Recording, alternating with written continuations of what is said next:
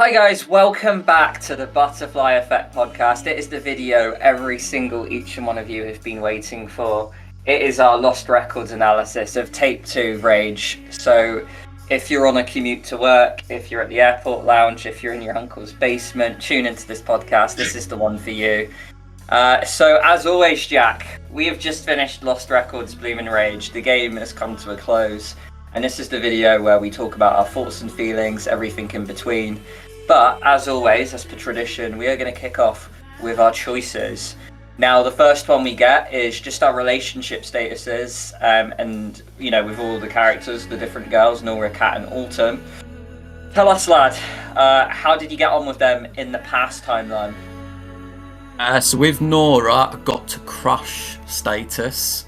With Kat, it was new friend, and then with Autumn, it was we're cool.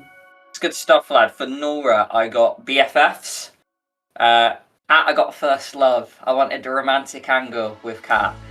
And as in Swan, not myself. I've already made it weird and we're 2 minutes in. Now I'm panicking. Don't panic. No, I am, because I'm going to lose my job. And as for Autumn, I've got we're cool, which I don't know how, because I thought we were more than cool, but apparently we're just cool. Yeah, I feel like we're going to be revisiting this, aren't we? Because, me and you, we've seen it, and we've also seen it online, that just the relationship with Autumn is a little bit off for a lot of the players, but we'll get into that later in the video. No, for sure. How about the present timeline, mate? In the present, I was reacquainted with Nora, which is really weird considering the ending that I had with her, and I was reconnected with Autumn. Oh, hello, Bella. Yeah, snap for me, mate. Reacquainted with Nora, reconnected with Autumn, and Kat is dead, so nothing to say for her. But yeah, like I say, we'll revisit this more and we'll talk about kind of how our relationships went with the players throughout the course of Tape 2. So we'll go to the first set of choices, lad. So at the start, you have the option to phone some of your friends. What option did you get for that one? I tried to call all of them, including the vet as well, because at the start of this tape, those of you that saw the first analysis and maybe like a couple of other videos will know that my theory going into Tape 2 was that maybe if Kat died, then you had to sacrifice your own cat, which in my case would have been Pumpkin, in order to bring her back. And I was sat there and I was like, the vet's number's there for a reason. Like, I was convinced of it. But nothing doing. I rang the vets and it just went to voicemail. I think I rang Kat and then Corey picked up and he was a bit of a dick to me. And then I think the other two I couldn't get in touch with. Yeah, I think I had something similar. I called Kat, but I faffed around with too much time trying to get the Easter eggs. So I tried to call the police, the movie palace, the vet again. And then I don't know if it's run on the timer, but eventually my mum was like, get off the phone, you're grounded or whatever. And I was like, all right, sorry, mum. Did you return Pam's book? I did, yes, I did. I was really surprised to run into Pam in the past in this, and I had really high hopes. I won't go into too much detail because obviously we'll cover it later on, but at this point I was thinking, oh damn, we've run into Pam, is this going to impact the future sequences? And I was developing theories along the way, but it obviously didn't really come to anything. But yeah, I did get her the book, mate. What about yourself? Same here. Really interesting because I saw a few theories that people thought Pam might be Kat or whatever. Obviously that turned out to be false. Apparently you can see her at the end of the Blue Spree when the concert happens in the first tape. But yeah, just a little side note, what kind of a dick throws a book in the bin? A perfectly good book, but I digress. Did you interview Dylan? I did, yeah, and I'm glad we had this scene because it was one of them where finishing Tape 1 where my criticism was that I wasn't quite sold on the characters. At least here with one of the sort of supplementary characters in Dylan, we did have a moment we get to learn a little bit more about her predicament with obviously her sister's illness and with Corey and how the concert got her in trouble with her boss as well, so it fleshed her character out a little bit. So yeah, I did the interview, so I'm intrigued to see though what happens if you don't. I imagine just the scene is a lot shorter. I imagine it probably just plays an effect of whether she can play a part in the Abyss at the end. It ultimately didn't for me, but it is cool that this scene can have like a cool branching effect this early on. We will go into the branching a lot in this, analysis video, but early doors, it somewhat looks, good for Don't Nod in the sense that, the early Life is Strange games had quite limited branching. This seems to have quite a bit. But yeah, I was able to interview Dylan. Quite a cool scene, and ultimately, I'll just skip to the other choice as well. I did plant that seed of doubt in her mind, which made her not kiss Corey. It was interesting because our takeaway from Corey in the last one was, oh, maybe he's not a bad guy. He did a good deed there, taking Kat to hospital or whatever. But Corey, Jesus Christ, he goes on a fucking arc. Did Corey kiss Dylan in your playthrough? No, she also refused the kiss as well, because I think the choice come up was like, did you want to vent about Corey? And at the time I was thinking, oh, this could backfire, but in the end she just went with it. I was like, oh, sweet. So yeah, no, she didn't kiss him. Yeah, no, I'm glad I did as well. I was tempted to go for silence on that one, but yeah, I'll pick the other one, but I'm glad I stuck my neck out on that one. We go over to page 2. Now we've got, this is the panic attack scene, lad. Did you help Autumn recover from it or not? I did not. I've got quite a lot to say about this particular choice before I forget it. So, first of all, doing the scene itself, I nailed the toothbrush and the magazine. So I started off strong. And then when she brought up the word game, because obviously you have that scene in the future, don't you, where you say that she brings up the word game and you sort of have a little play with it. So I thought, let's bring it forward. Let's do this again. And I was absolutely terrible. I think the only one I got right was the bit when she said, oh, how do you win this game? And I turned around and I was like, oh, you win if you feel better. Every other one I got wrong. I was picking ones like Nora's little ashtray, and I thought, oh, that's cute, she'll like that. And it went, and I was thinking, I don't know how, I've really screwed up here. And anyway, I tried hugging her as like a last resort, but she still walked out anyway. But the point I wanted to come to on this is that it's so dumb that in the future she tells you, oh, there's this little word game I do that helps me relax. But in my version of events, I completely screwed up the word game to the point where it didn't help her and she stormed out anyway. So it's just a little bit of a writing thing there, like it was just contradicting one another. Like, how on earth did it help her in the past for her to bring it up in the future? Do you get what I mean? No, I completely get it. It's an odd one because you saw my playthrough, didn't you? And you've just said something actually which, probably because I failed it, but you said something to me which kind of makes me think, oh, that's how I failed it. Because as you saw, I actually did pretty good with the word game. Like, I picked a lot of the right stuff, but it says she couldn't recover from her panic attack. Now I think this might be because when you have the option to get a toothbrush and the magazine, I just saw that you could gather tons of stuff, and I thought, oh, there's no harm in giving her 3 options and being like, which one is it?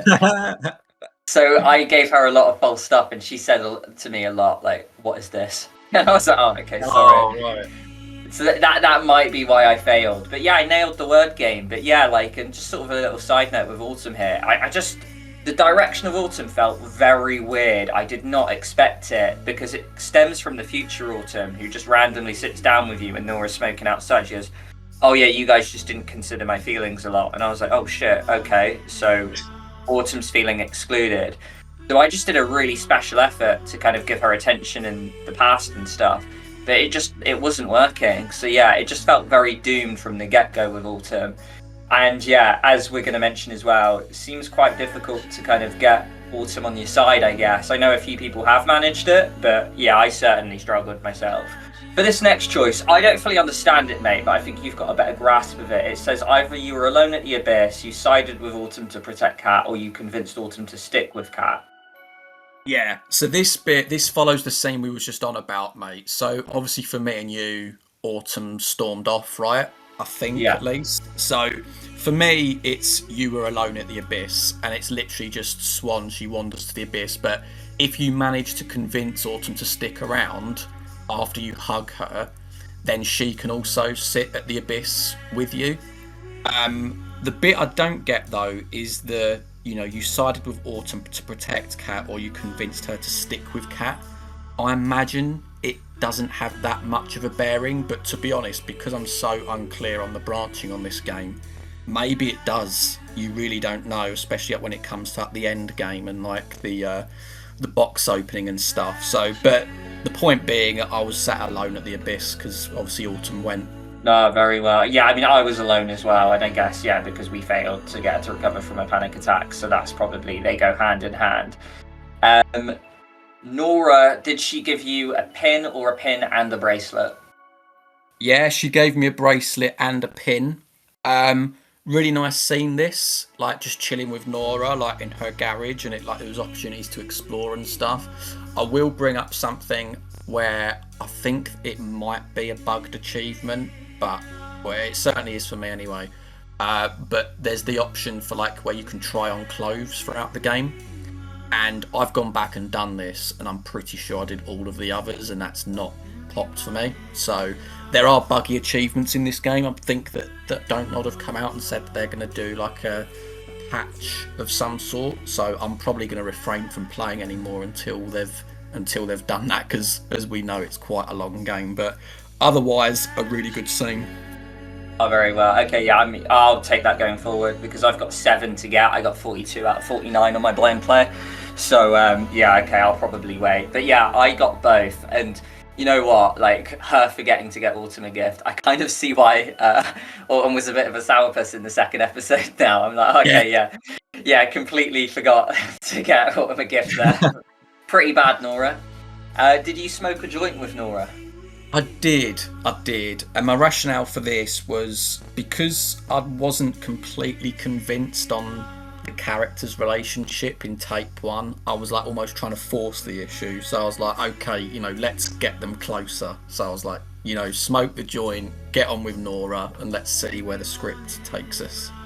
Yeah, I thought I'd do the same. It looks like they smoked a cigarette together kind of in the trailers and stuff, and I was like, yeah, you know what, it gets Swan out of shell a little bit, and nothing wrong with a bit of wacky tobacco, so I was like, yeah, go for it, Swan. And also I saw that in the ending, if you get the ending with Nora, they can share a joint, and I'm curious to know if you don't share a joint, whether Swan refuses it in the future. That's something I want to go back and check. If it was, that's really cool branching in my eyes. We're on page 3 out of 10, so yeah, it's quite a lengthy spell, so stick with us, guys. This is the porch scene. This is the stealth sequence.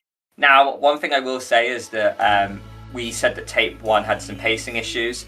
Tape 2 off the bat went right into the nitty-gritty action, and I really loved this scene. We didn't really get any stealth, and I was all for it, especially when you're sneaking into the front bit and you have to get around.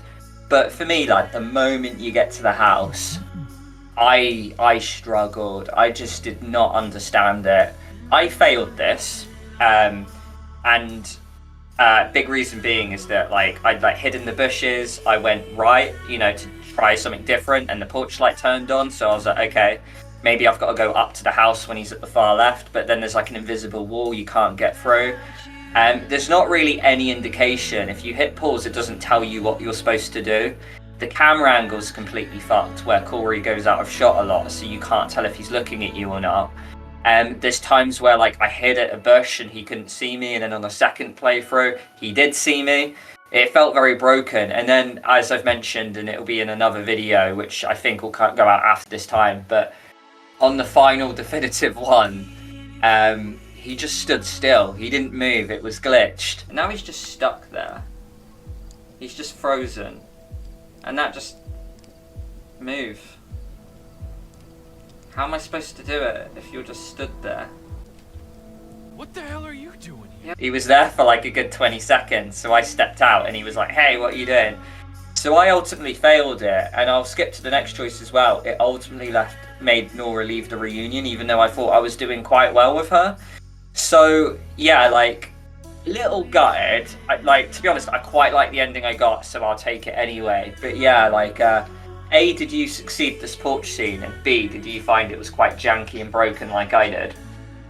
I did, albeit this whole scene is really flawed. One reason being is that it's supposed to be a situation where you get Cat, you get her out, and then you end up staying in Cat's room for ages, and it's sort of like, okay, weren't we supposed to escape here? But it's a flawed scene, but it's definitely going to be probably the scene, if not one of the scenes, that I'll remember the most, say in maybe a year or two's time when I think back on Lost Records, because it was a new location. It was something different gameplay wise. I even really like the detail of like having to flash the light to get Cat's attention and to do like the yes and no thing. You've got the lock, and then you've got to almost think a little bit like, oh, you know, when it comes to hiding Nora, do you go to the chair? Do you go to the bike? And the chair obviously makes more sense. And then you've got the choices. So like, do you throw the lighter in the fire? Do you hit like the little birdhouse? So like, I really enjoyed that scene, but it really is that bit with the bushes, isn't it, where it starts to all go wrong. So for me, I actually, before I got to the bushes, I accidentally switched on the porch lights, and it was only after 2 attempts where Nora did some like voiceover, and she said like she's getting really impatient with like remembering how it went down, and I thought, wow, there could be some jeopardy to this. I really need to dial it in. And then I think I failed the bush sequence once or twice. And on the second time, I was perfectly stood in the dark. And he went, hey, what are you doing here? And I'm thinking, what the fuck? I've not even moved. Like, this is like a broken system. So after that, I just let him walk further along before I even started. But I don't know whether this is like a key thing for where it called people out, because towards the end of the bushes, you've almost got to walk swan nearer to the screen because there's some black tarpaulin that you've got to like hide behind before you circle round to the side of the house. So it could potentially be that where players got caught out because they were still in front of like the third bush or something, and therefore he could see you. But yeah, it certainly has its flaws, I will say that, and it sucks for you because it ultimately led Nora to leave, right? And that's all really because of a badly designed section. But in terms of the premise, in terms of what they were trying to achieve, I did like that scene. Yeah, no, I do get you. So I guess Nora stayed for you then. She did, yeah. No, that's good, man. And yeah, that'll be it. I completely missed the tarpaulin thing. What baffles me is that like the whole game you're pretty much in third person over Swan's shoulders. But they decided to change the camera angle for the scene, and I think it could have been fixed if they just gave us the standard third-person view. So they tried to do something different, and I feel like it completely fell flat because Corey's out of our line of sight, and it was just like impossible to realise where he was looking and where he was. But yeah, like, I'll take the pictures out. I failed it, you know. I'll do better next time when I replay it. But I do agree with you. I love the new location. I love the premise. And on top of everything you mentioned, I like the fact that you kind of had to guess which rooms was Cat's, and then you could kind of see the Peter Pan poster, and it's like, oh, that's the one. So there was a bit of like puzzle solving in there as well. And I do agree. I like the fact that you get to choose a different method of how to distract Corey when he sat in front of the fire. I chose the bird feeder myself. Apparently, if you choose the lighter, you get a cool scene. So yeah, like I have to go back and try all those different ones. But no, like very good. As you mentioned, yeah, we go up into Kat's room. We get some, you know, really cool scenes of her. Did you manage to fix her pocket toy? I didn't know. The thing is, I found it and I saw that there was a switch on it, but I obviously didn't flip it properly, or I didn't see the little icon to say that it needed batteries, because when I went to the drawer later and I saw batteries, I thought, that's definitely got to be for that toy, right? But I don't know, for some reason, obviously I've missed the little marker, but I have gone back and done it since, and it's obviously like a toy with like the little shack and like the abyss, right? And it just flicks a little light on, and it's just sort of like resembling of, you know, where they all hang out and stuff. But no, I didn't repair it, in short, lad. No, that's cool. Yeah, I managed to get that one. I just like proper like nerded about till I could find it, and I made it like my mission to do it. Did you cut Kat's hair? It says here I helped Kat cut her hair, so I imagine we probably deviate on this one because I had more of a thing with Nora, whereas you had a thing with Kat. But for the achievement hunters out there, pretty convinced that in order to get the Dead Poet Society achievement, you need to be able to cut Kat's hair here, so you need to have like a really strong relationship with her. Yeah, like because I obviously went for the cat playthrough, I wanted the romance with her. I managed to get this one, and it was like a really lovely scene because it kind of felt like they had like I don't know this romance dynamic, and that scene in the bedroom felt really kind of like intimate and special. So yeah, like I managed to get that one, fortunately for me. We're on to page 4. When Dylan and Ori came up to the room, what did you do with Kat? So it says you escaped through Kat's window and Dylan stood up for her sister. So I didn't want to stick around because I didn't want her to get her in more shit because Nora was like distracting downstairs. They might not have cottoned on. And also I imagine the chat with Dylan, that's what made her stay, like from earlier, that's what made her stand up to Corey in that instance there. No, very well. I just decided to stay with. I was like, I just feel like they're gonna go for that thing where it's gonna help me with Kat. Like, I just kind of got Life is Strange vibes, like when you have to like hide from like in Chloe's room, and I was like, no, I'm just gonna be with her because I just had a gut feeling like Corey was gonna hit her or something, and I just thought that it might damage my relationship with Kat. So I was like, yeah, I'm gonna stay by you. And in turn, he like breaks the camcorder. So yeah, like. Camcorder got broken in my playthrough, pretty sad. But it's cool to see that if you escape by the window, I guess how you treat Dylan affects, another little bit of branch in there. So that's really cool to see. So when you're at the pier with Nora, I convinced her to keep the gift, but because I didn't get the romance angle, they didn't kiss either. And because I failed with Autumn, she didn't join us. So what happened in those 3 scenarios for you, lad? She kept the gift. I didn't kiss at this point. I think the option was to kiss on the nose, and I was like, no, I won't at this point. And then obviously because Autumn had a hissy fit earlier on, she didn't join us. So yeah, we're on page 5 now. This is the Detroit Become Human vandalism scene, lad. Yeah, it is, yeah.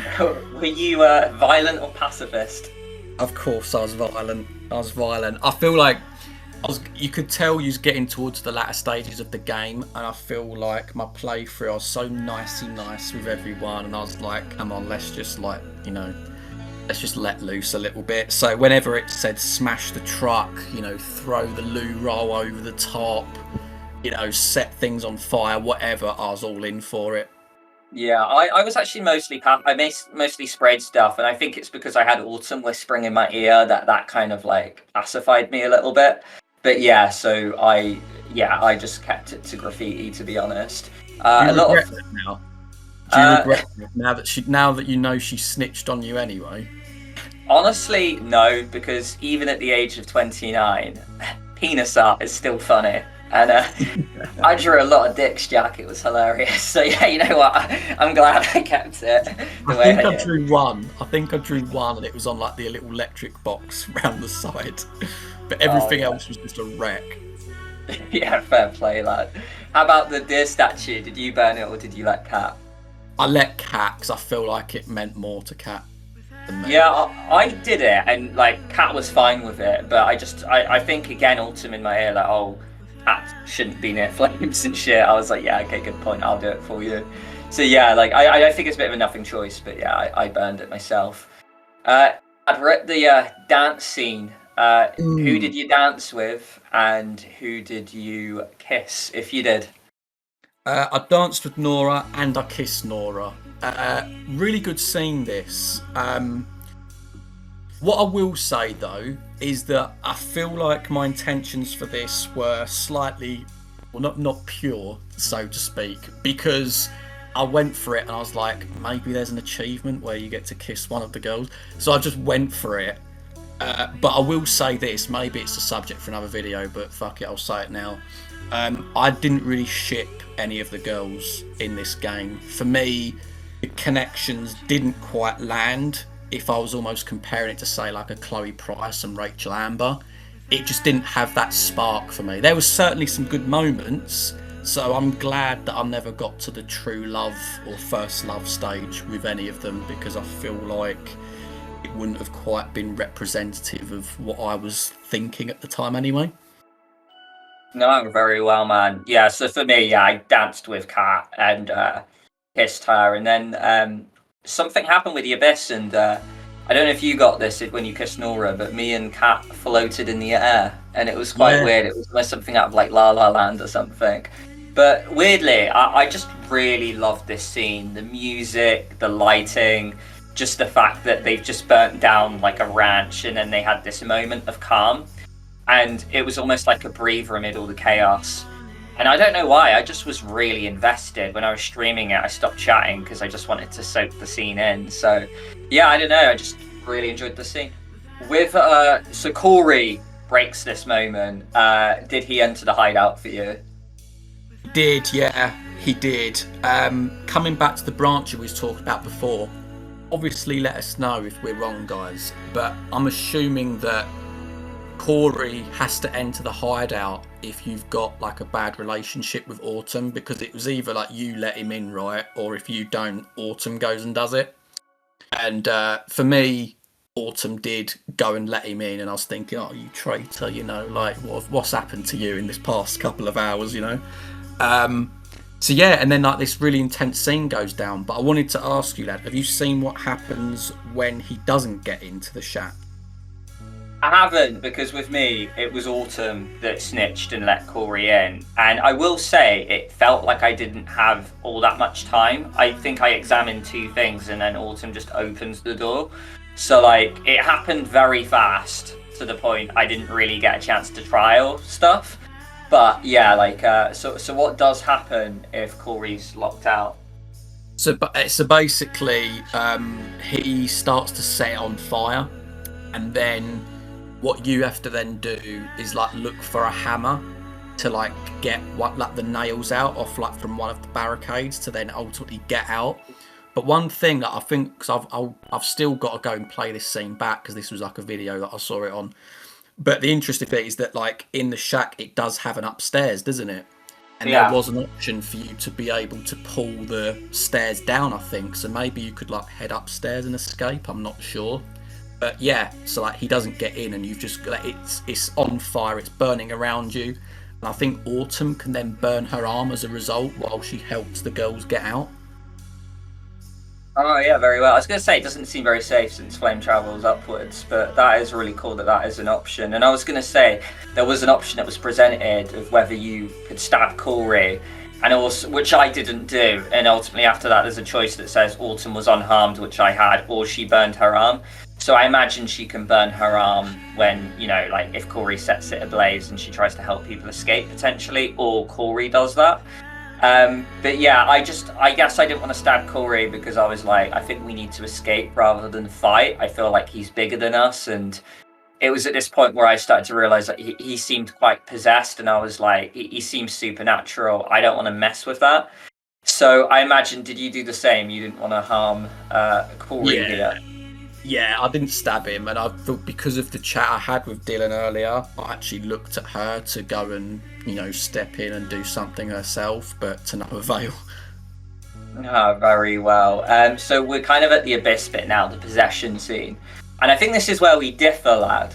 So am I right in saying that for you, Kat was possessed by the abyss? That's right, yeah. Yeah, she went in tongs, mate, like beating the shit out of him. It's crazy for me because, like, on mine it was Corey, and Corey was just beating up Kat, like this person twice her size, just wellying while Dylan was like crying in the background.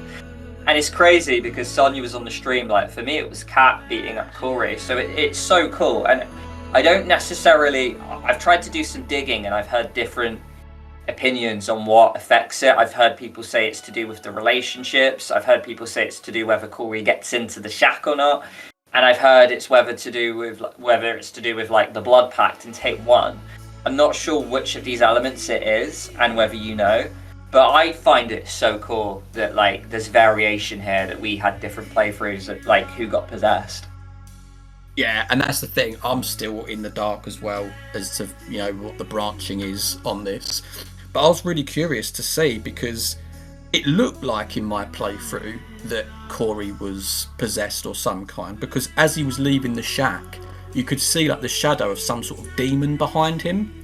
So I was really surprised that when it said, like when I saw the choices at the end, it said that he wasn't driven mad by it and that Kat was. But at the same time, like literally, she was on top of the guy, smashing his face in, like I say, like almost like Lee hitting Andy St. John and Telltale's The Walking Dead. It was really intense, and but I'm glad it did play out that way. Very well. I'm going to skip to page 8 before we go back to the second part of page 7. So what actually happened to Corey and Kat at the Abyss here, mate? So for me, it was, she was on top of him punching him, and then I got 3 options. It was attack Corey, stop Kat, or do nothing. And I chose stop Kat because I thought if I attack Corey, it might backfire. If I do nothing, it might backfire. So I thought if I stop Kat, at least get her away from the edge of the abyss, and then we can address the situation with Corey. But it played out so that there was a bit of a kerfuffle, and then Corey dragged Kat into the abyss. So it didn't quite play out for me as what I thought at the time, lad. What about you? Yeah, very interesting. I mean, a bit of a weird one for me. So for me, obviously, Kat was the one that was possessed, beating... Oh, no, sorry, Corey was possessed, beating up Kat. I only got 2 options, protect Kat or attack Corey. I decided to protect Kat. Now, the girls kind of pull Kat away, and then Corey's sort of saying stuff like, I'll fucking kill you. And for me, all 4 girls pushed Corey in, and Kat was safe and sound. The bit that's weird, though, is that my end choice here says that you and Kat pushed Corey into the abyss. I've gone back, and Nora and Autumn definitely helped. So my choice doesn't actually reflect what happened. I don't know if it's a bug or a glitch, but yeah, like my end choice here is actually kind of false, lad. Yeah, I mean, we've said this, haven't we? We've even done a video on it. It might be out already, it might not, but I get the impression that this game is buggy in places, hence why I mentioned like the patch that they're going to have to do later on, which is a shame because obviously you had the thing with Nora earlier on. But yeah, I've got to say, just overall, like, I am impressed with the variation. I'll say again, I don't know how you get the specifics, i.e. just Nora pushing Corey in, just Autumn pushing in. Is it to do with the relationships? I don't know. One thing that did make me laugh in this scene though is like the noises that Corey made, like as he fell, like it didn't quite make sense. If anything, it just made me laugh because rather than him falling and going it was just sort of like it was like weird pauses in between. Yeah. So it did slightly pull me out the moment, but I guess that those screams did make sense when he was like in the ending where he was like just levitating above the abyss before he ultimately fell in. No, I noticed that as well. Yeah, no, very weird. One thing I will say though is that because Kat didn't fall into the abyss for me, I had a scene where like I guess like loads of ravens flew down the abyss like after Corey who fell in. Then like this explosion happened. All 5 girls are like passed out. They wake up, and the girls like put their arms, like their hands in, and they make this pact. And then Kat sort of says, oh, the abyss has spoke to me. We need to part ways and forget this happened. This summer happened. And then like Kat kind of fades away. So it was almost like, I guess, a nicer ending because she didn't brutally fall in the hole, but the abyss kind of claimed her in this peaceful way. And it was quite an emotional scene because the girls are all crying because like Kat is like fading away. So yeah, just really cool how there's like quite a few different endings here. And I was so pleasantly surprised when you look at page 8 of the choices that there are 9 kind of things that can happen. Albeit they gave me the wrong one. It's still cool to see that a lot of different stuff can happen. But yeah, we're kind of like, we're back into some sort of like nothing, kind of more fun choices here. But you get that little Tamagotchi. How did you raise your Buzzy to be? I raised him to be big. Okay, I raised him to be fun, and I just did all the options, so I don't really know how that constituted fun. I fed him, played with him, so I was just like, okay, fair. Pam and Gus, mate, did they start a romance? They did, yeah. I imagine the book comes into it.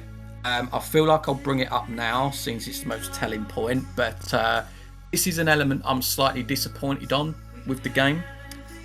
because I thought that there was going to be a bit more to Gus and Pam. The fact that they were ever present, you spoke to them quite a lot.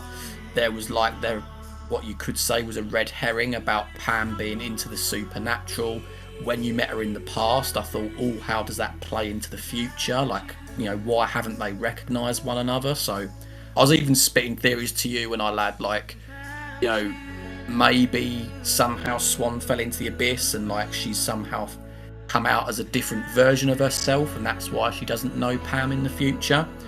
But in the end, it was just, I don't know, it seemed to fall short, and it's one of the things that I sort of have a bit of a question mark on in terms of like how characters were developed in the end game of this particular entry. Yeah, I do agree. So yeah, I got them to like have their romance, and like it was fairly nice, but yeah, like you probably would have wanted more. One thing I will say though is that if you get the so-called perfect ending where everyone's together at the end, they there is that concert that you do in the Blue Spruce, and like Pam and Gus, I believe they like hold hands while like they look at you. So it is cool that there's a little bit of a payoff, I guess, if you get the perfect ending. But regardless, though, I do agree it would have been nice if they did, like, there was a bit more meat on the bones with that one.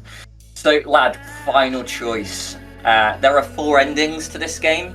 A lot of branching to get to these endings, but there are ultimately 4 cutscenes. Which one did you get, and were you happy with it? So, Autumn left. Was I happy with it? No. Because in a way, it sort of didn't make sense. I was like, you're the one that dragged us out here, and now you're buggering off. At the very last as well, it was literally, had the box, we knew what the code was, gonna open it, and then she goes, I can't do this, I'm gonna leave. I've gone back and checked all the dialogue options in that moment to see if there's any variation. There's not. Even if you don't say anything, she still leaves, which leads me to think it's to do with the anxiety thing earlier. But on the plus side, because I had like a slight romance thing with Nora, it was quite touching that they sort of spent the last bits of the game together. You go back to Nora's garage and she picks up a guitar and like she does like this acoustic slow version of See You in Hell, which I really like, by the way.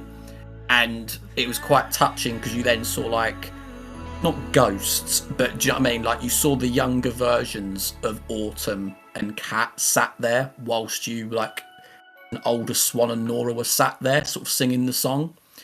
And then they have like this touching kiss as well, like at the car park before they go their separate ways. So I guess like I'm mostly happy with it, mate. But it would have been nice had I got the Blue Spruce ending with their, all, rocking out to the song. Yeah, no, I agree. So like, no, it does sound really cool, and obviously, if you do snoop at Nora's phone, you can kind of tell that she is having relationship troubles. So it, probably is fitting if you do want a romance angle with Nora that they could probably end up together. And I have seen all the endings, and I do quite like it, like how they're in the garage together, they're playing the guitar, the 2 girls are sitting, and then you can kind of share a joint together.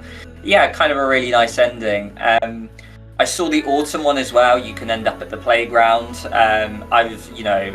We mentioned the Blue Spruce one already, which is like so-called the perfect ending. Weirdly, out of the 4, lad, I got probably what is deemed as the saddest one, because Nora and Autumn left for me. So Swan was all by her lonesome.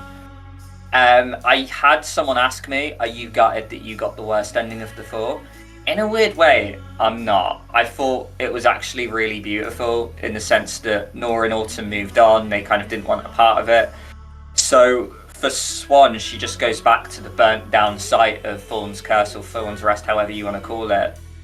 And there's almost like a private concert with all like, the young Nora, Kat and Autumn. And yeah, I got the acoustic version as well, which by the way, yeah, I agree, it is a fantastic song. It's one I'm going to try and learn.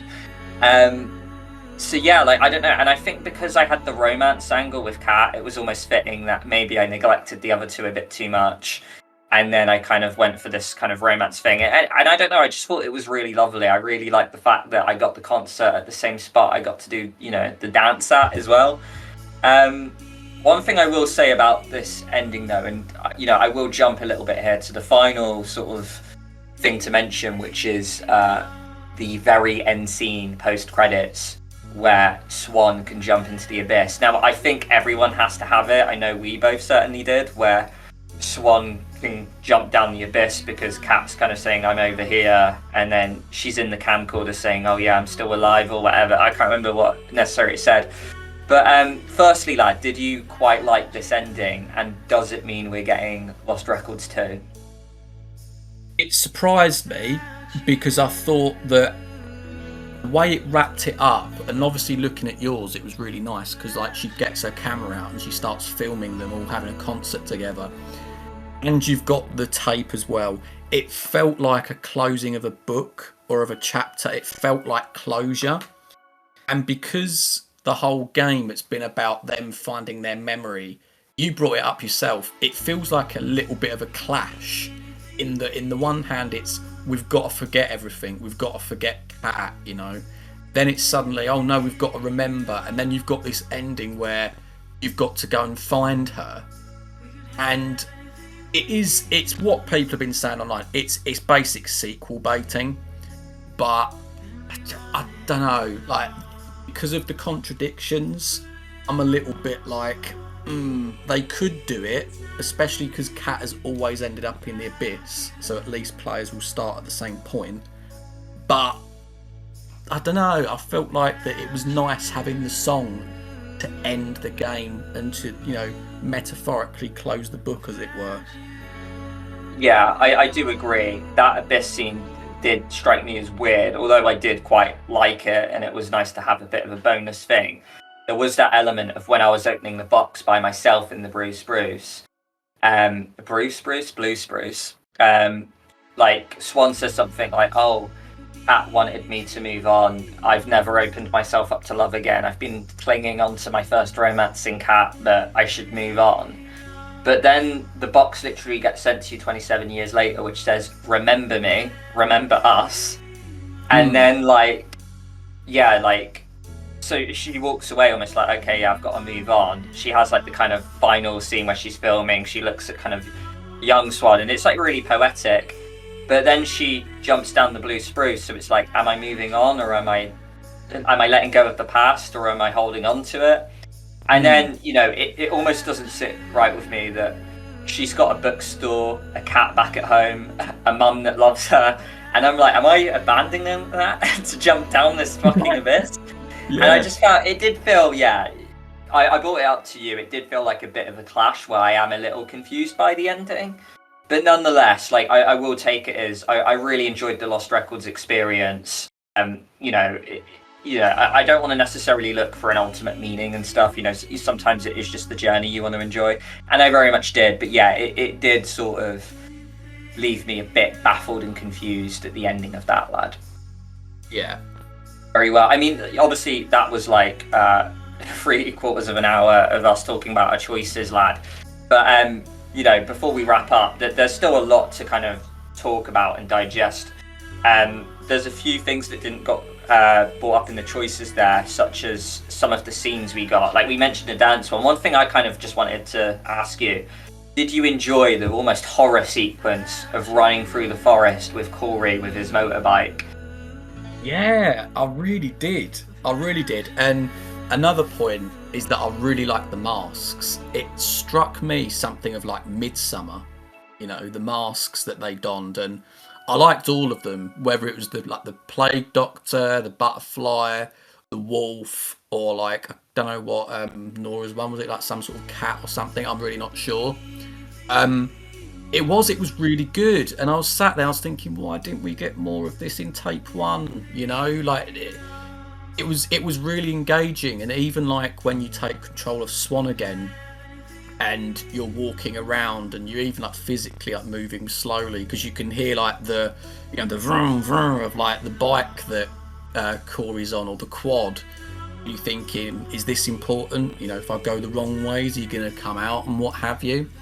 So yeah, like I thought that was really strong. Like generally, the nighttime scenes I think are the ones I'm going to remember the most. Like I mentioned, the one earlier with like, you know, Kat's house, and this one as well, when you've like done the wrecking and the torching and all of that, and then you're legging it away from Corey on his bike, who's now donning the wolf mask as well. So yeah, I really like that scene, mate. Yeah, I agree. There's also like the whole thing of like, whether you step on the twigs. Sonia rightfully mentioned it was very reminiscent of House of Ashes, of not trying to step on the green goo when you're in the underground bit. But yeah, no, I really enjoyed it. And I'm glad you brought it up, because I forgot the masks were just amazing. And I was like, yeah, if they were a band, this should be like how they dress on stage. It just looked really cool. I loved the Plague Doctor one the most. I also really loved the scene right before it where you meet Gertie and you're freeing the deer. Yeah. As like, I flipping love animals, and it was just so cool just to go in there and hang out and pet the deer and stuff and just let them free. It was quite an emotional scene, actually. And I agree, like, I think the common consensus is that tape 2 was much stronger than tape 1. I think tape 1 took a while to kind of lift off because we didn't get to the abyss at the very end. It was very much character building, and it was a longer tape as well. This one was shorter, sweeter, just more action filled. It had more sort of different sequences going for it. So yeah, like I feel like tape 2 definitely brings the grade of the game up, per se. I like the writing as well, with like how all the deer were caged, and even when you're in like Kat's room, I'm pretty sure there's like something at one point you hover over and it says like Kat's bird cage, and it sort of, even she alludes to it, that she feels trapped, because of her illness. Like she's just in her room, they've put her in there, thrown away the key, sort of thing. So like it's just that she's slightly aligning herself with the deer, which is why it's so important for her to like get them free. Yeah, no, I agree. I never sort of saw it that way, and when she brought it up, I was like, yeah, this is great, and I'm so down for your cause now. Let's free these deer and burn down the fucking place. One thing I wanted to bring up, lad, before we sort of like think about wrapping up, I do think we need to kind of speak about the overall negatives of Lost Records, the things that stops it from being that perfect game, because this isn't a perfect game. There's a lot wrong with it. So we've brought up the pacing of tape 1. I think the biggest one for me is the facial animations with the dialogue. I feel like Don't Nod are capable of doing it. We've seen it with Tell Me Why, we've seen it with Twin Mirror, where it felt a lot more polished and smoother. I almost want to say it's actually kind of like inexcusable for a game to be unable to like kind of capture like dialogue with lips. That is something I almost expect from like a PS2 or like Xbox original game, not a game that's coming out in 2025. That just felt very off to me. So yeah, that just felt very unpolished. We've mentioned a lot of glitches. We have a video that'll be coming out about all the various glitches we experienced. But another thing for me, the most cardinal sin of them all probably, is the fact that we only got to see the cat once in take 2. So that sucked. Being the cat lover I am, I got to hang out with Shadow like 3 or 4 times in the first tape, and then this one I only got to see Shadow once. Bit of a bummer. But at yeah, least lad, he didn't get thrown in the abyss. Yeah, that is true. I will take that as a wild idea. I'm so glad they never went with that. But yeah, lad, are there any sort of like negatives for you that really kind of stuck out? Yeah, there are. Sticking with just take 2 for a second, because I think I will go into almost overall, but there's just too many unanswered questions. We've gone into the thing with like, why does Kat want you to remember her when you were supposed to forget her and all that? Also, what is the abyss? Like, is it a wishing well? Is it a portal to another world? What is it? It's sort of like, I know they've done that thing with the ending where, there could be another game so you could find out more, but what if this game doesn't do well financially and we don't get that second game? I feel like it would have been a little bit more safer to explain elements of it. I've seen people online say, but it doesn't matter because, the storm or Max's rewind powers wasn't explained in Life is Strange. But the abyss, it's a supernatural element, but it's so fundamental. Whereas you look at Life is Strange, and the story really is centered on how do you save Chloe, isn't it? The abyss, it's such a game changer for Kat, and the wishes at the end, and I'm like, what what is this bringing to the table? I just wanted a little bit more of an explanation on that. And then, of course, like I mentioned before, you've got the Gus and Pam thing. I'm like, you've introduced these characters. To me, because also of the fact of how much shorter Tape 2 is compared to Tape 1, it genuinely makes me feel that there was more work in the pipeline. There was going to be more to it, but for some reason they had to cut it shorter and then knit it together in a different way. Because I find it so odd how Tape 1, that took me something like 8 hours to play, and Tape 2 was maybe half that, maybe 5 hours at a push. And that's where my overall frustration comes in, is that the writing feels a little bit uneven, the pacing is a little bit uneven, and so I can't get fully behind it and say that this is a great game. No, I fully get you, and you know, I agree with your Abyss point. There's a lot of unanswered questions of how the Abyss came out, what it means. Also, throughout the game, you'll see these silhouettes that pop up, and it was never fully explained what those silhouettes are. Often there would be like 4 of them, sometimes there would be 1 of them. And when Tape 1 finished, people were scrambling saying, oh yeah, I reckon that's Corey stalking you. And then that never came about. Like, the silhouettes just randomly kind of dot all over the place. And although it is cool visually from a style point, I kind of wanted a bit more explanation behind that. So I do agree, it's not a perfect game. There's a lot they did wrong. My overall opinion of it is very positive. But yeah, like, unfortunately, it won't be hitting that 10 out of 10 perfect height, which it had every tool to be, because this was such a Liam game, to be honest. But that being said, lad, we've finished our kind of analysis of Lost Records. We put out a poll recently asking you lovely fans to rank this game on a scale from 1 to 10. How would you rate it, lad?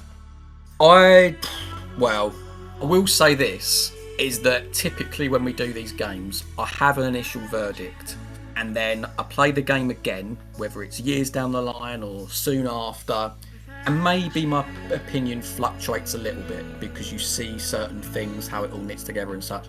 As of right now, I'm going to give this a 6.5 out of 10, because for me, Tape 1 is what brings it down. I did enjoy Tape 2. It did have some flaws.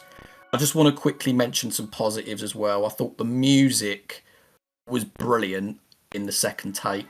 In fact, where my criticism comes in on the writing, sometimes music is a better storyteller than actually hearing the characters speak. And I felt like that very much so in Lost Records, because sometimes the scenes were really meaningful and other times the dialogue was really cringy and cheesy. And I am, when I say that, I do mean more towards Tape 1. But the ending's very powerful with the music, the slow version of the song, when they do the proper, all rock out, See You in Hell. Don't Nod are very good at that, so I've got to give them their props. But yeah, I just think overall, I just didn't connect with it as much as I wanted to. And yeah, I don't know where else I'm really taking that, mate, but I'm going to settle on a 6.5 out of 10 for now. Nah, very well. I mean, you are with the majority. We had, so far as of the making of this video, we've had 63 votes, and 38% of fans, which is the majority, have said it's about a 6 or 7. 29% fall on 8/9. Quarter of people, 25%, said it's a perfect game, 10 out of 10. And 8% of fans say 5 or less. Now, one thing I will want to bring up is that I want to go back to the Frank Stone rating I did. When Frank Stone finished, I very kind of naively was like, oh, this game is nearly as good as Until Dawn.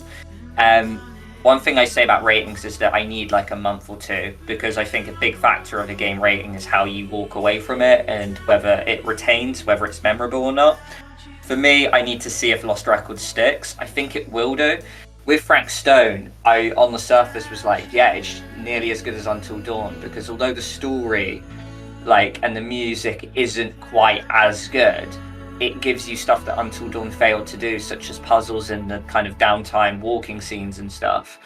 And it gave us kind of really cool elements with the past and future. As time's gone on, I've kind of landed that Frank Stone's a pretty mediocre game. So like I do want to like take this ranking with a pinch of salt because it could change. For me, I think it's 8 out of 10, and it's heavily biased in the sense that I'm a sucker for punk music. I'm a sucker for like nostalgia, 90s lo-fi, the filming element, you know, the camera, the video editing sense. It felt like a tailor-made game for me. So like my ranking was always going to be slightly more biased and potentially higher than you, because I am probably like the don't nod, like the Life is Strange aficionado of the channel, more so than yourself. So like your ranking is probably the fairer one for a neutral to look at. Mine is definitely going to be blinded with a ton of biases. But yeah, like I think the fact I'm giving it high rating as I am, and I did say that the 8 can change to a 9 or a 7 as soon as I study the branching to kind of see like how good the game is. I think I have settled on an 8 because it seems like we have 4 endings, and I know that certain Life is Strange games give you just the same amount or more. So I think True Colors, I read somewhere you can get 6 endings, even though that is a Deck 9 project, I will say that. But to be honest, I just have to take my emotion and how I felt after the game into account. I actually had like hairs standing up on my arms. I had actual goosebumps from this game at the end. And I don't think I've had that feeling from a game since maybe Detroit Become Human. It happens really rarely. I had it with Life is Strange. I had it with Telltale Walking Dead. I had it with Heavy Rain. Detroit Become Human's potentially the last game, and that came out in like 2018. So this is the first game of the decade where I've actually had that sentiment. So I have to take that into account, and it is an 8 out of 10, but that could fluctuate. So yeah, like definitely not a perfect game, but certainly like a slam dunk for me in the sense that I'm so glad I played it. I'm so glad I got to like experience it on the channel, and I'm so glad that we get to be content makers, you know, and you know, represent this game per se. So yeah, like whether they do a sequel or not, I'm unsure. I almost hope not, because reverting back to our should sequels exist video, I'm unsure. Most of the time I don't think they should be. I hope it doesn't blow up to proportion where it becomes a cash grab and it becomes a corporate shell game, a little bit like, dare I say, Life is Strange became. But this game will inevitably be pitted against Life is Strange Double Exposure, and for me it's night and day. One is a great game, one is a flipping awful game. Hey, look, that is a video that we've been talking about, and that we can do with our traditional scoring system and stuff like that. So if you guys want to see that, then obviously let us know in the comments. But I'm glad for you, lad, because obviously you've done stuff in the past. Like, I'd probably say this has been the game that you've been most looking forward to, right, for like the best part of a year or whatever. So the fact that it has delivered when quite a lot of games of late maybe have been a bit subpar or fell below expectations, at least you can walk away with it thinking, you know what, like I'll be happy to jump into this one, you know, again in the near future or whatever. Yeah, because like we've had some bombs lately, haven't we, in Telltale Expanse, and you know, I mean, Double Exposure was like lukewarm, but it felt like oil and water. There was no sort of real chemistry with it. So yeah, like I am really glad that Lost Records came out, and it was a hit for me. It's just like I say, we'll revisit it in the months coming, and we'll see if my opinion changes. But for now, yeah, I'm landing on an 8 out of 10. But Jack, is there anything to mention, or shall I wrap up? No, that's it from me. Obviously, thank you to everyone, because it has been about an hour. For those that have stuck with us throughout the analysis, there is going to be breakdown videos of this analysis coming in the week as well. And there's going to be plenty more Lost Records videos as well. So obviously stay tuned out for them. Yeah, guys, that is very true. Stay tuned for all the Lost Records videos. We're going to be doing so much with it. If you love voice-based games, if you love Life is Strange, if you love Lost Records, honestly, subscribe to the channel. I'm sure you will find something you like, and we have an array of content that's going to be coming out soon. Also, we grab every comment, so feel free to leave what the choices you had, what endings you had, and Jack and I will get to every single one of them. But guys, thank you very much for joining us on this adventure. We will see you in hell. Catch you later. Without you.